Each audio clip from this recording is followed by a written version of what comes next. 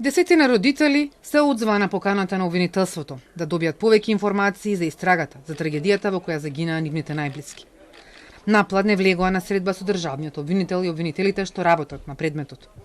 Излегоа после час и половина, но рекоа дека не може да дадат изјава. За средбата се огласија од обвинителството. Одговарајќи на сите поставени прашања и дилеми на блиските на починатите, обвинителите ги уверија дека истрагата е сеопфатна и се земаат предвид сите аспекти на евентуална одговорност за трагичниот настан. На семејствата им беше најавена и динамиката на престојни распити на оштетените како следна фаза од истражниот процес. Поголем дел од родителите кои дојдоа на маршот на ангелите не отидоа на средба, а гневот, дилемите и незадоволството го искажаа пред зградата на обвинителството.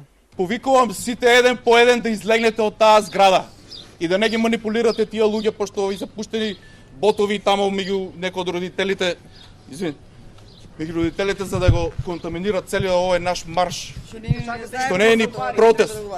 И не се плашете, не дојдовме тука да убиваме, не сме ни вооружени, ни па сакаме. Дојдовме со душа, со срце, со Бога дојдовме.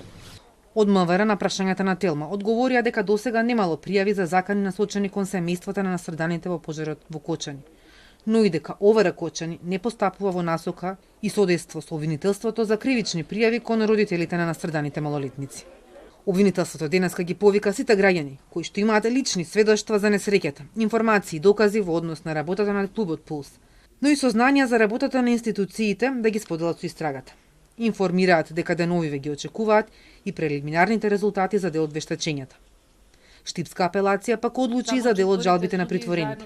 Поранишниот министер за економија Крешник Бектеши останува во притвор, а екс-градоначалниците на Кочани Николчо Илиев и Радко Димитровски во куќен притвор. Тие се осомничени во рамки на истрагата за пожарот од дискотеката Пулс. Судот постапуваше по 8 жалби, од кои само една е прифатена. А мерката куќен притвор се преиначува во мерки на предпазливост.